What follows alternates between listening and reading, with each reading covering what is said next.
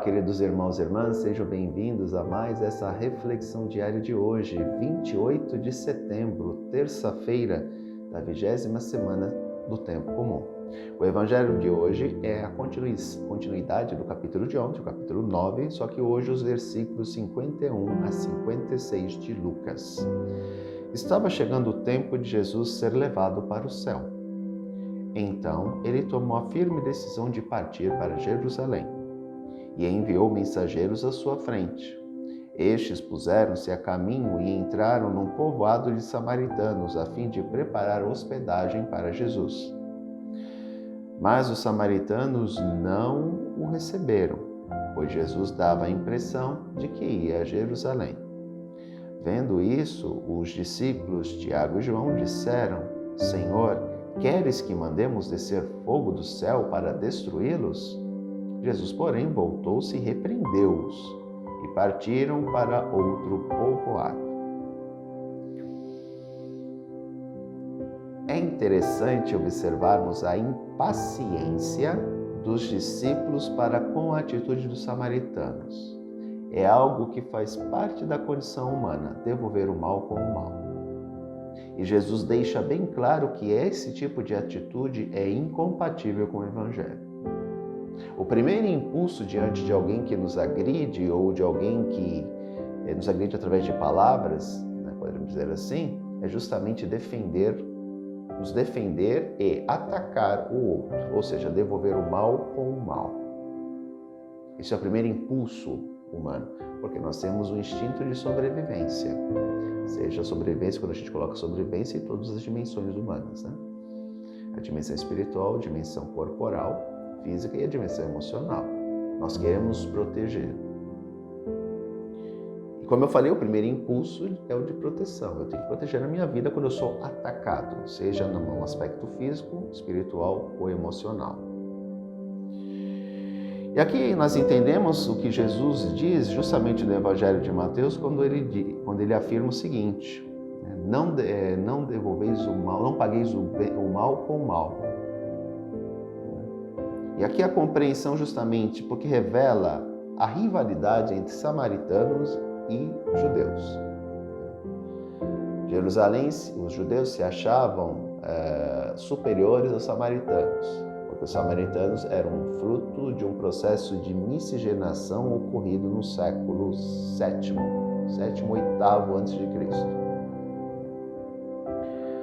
Quando Senaqueribe IV, rei dos assírios, ele invade a capital, Samaria, e deporta o povo. E depois leva um outro povo para lá. E este outro povo, imigrante, acaba casando com os remanescentes dos samaritanos, que na verdade eram os israelitas antigos.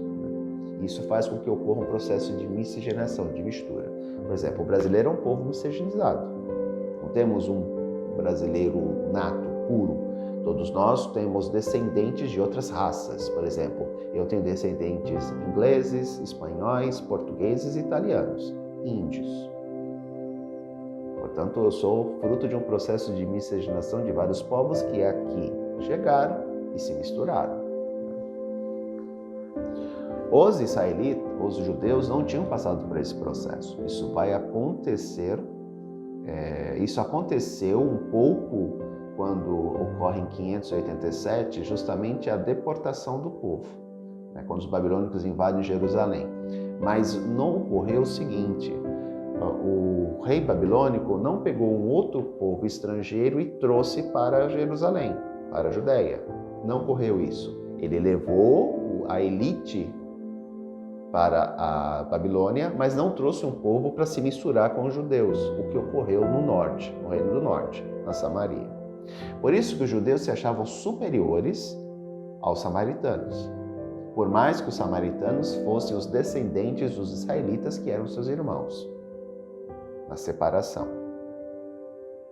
Portanto, havia essa rivalidade muito grande, porque os judeus, mesmo tendo sido deportados e retornando para a terra de Judá, eles não tinham sofrido o processo de miscigenação, eles se achavam sangue puro, diferentemente dos seus irmãos do norte, que eles acusavam de terem se tornado impuros através do casamento com povos estrangeiros.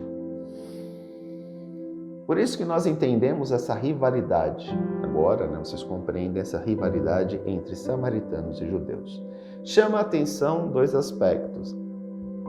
O que levou os discípulos, Tiago e João, a acharem que eles podiam invocar fogo do céu para destruir a cidade?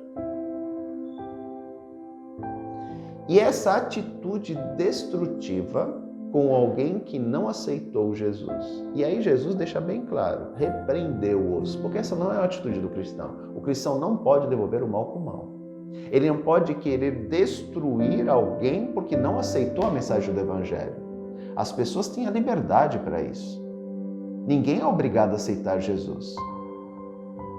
Como foi o processo de colonização na América, tanto na América Espanhola quanto na América Portuguesa, eles eram obrigados a se converterem, principalmente os descendentes africanos, os escravos que vieram trazidos da África. Eles eram obrigados a romper com a sua cultura e se converterem para o catolicismo por imposição de seus donos. Então não há um processo de conversão autêntico. Uma coisa é a pessoa entrar em contato com a mensagem do Evangelho e aceitar Jesus. Isso é um ponto. Outra coisa ela é ser forçada a isso. Essa conversão não é autêntica. E eu não posso obrigar a pessoa a se converter, principalmente através da ameaça. Isso não pode acontecer, porque a conversão não será autêntica. E no momento que aquela pessoa que foi obrigada a isso conseguir a liberdade dela, ela rompe com essa conversão, porque não é autêntica. A conversão ela deve nascer do coração da pessoa e não através da imposição de um terceiro sobre a ameaça. Portanto, o que nós temos que compreender do Evangelho de hoje nós não podemos devolver o mal com o mal e não podemos obrigar ninguém a seguir Jesus. Jesus, ele apresenta uma proposta, um modelo alternativo de vida contido no Evangelho, que é o seu ensinamento. Agora, em nenhum momento Deus nos obriga a segui-lo, de jeito nenhum. Nós somos chamados à conversão, ao aceitamento da proposta de Jesus. É um convite. Agora, se eu vou aceitar ou não, isso depende de mim, das minhas escolhas e da minha consciência. Um grande abraço, até amanhã, se Deus quiser. Tchau.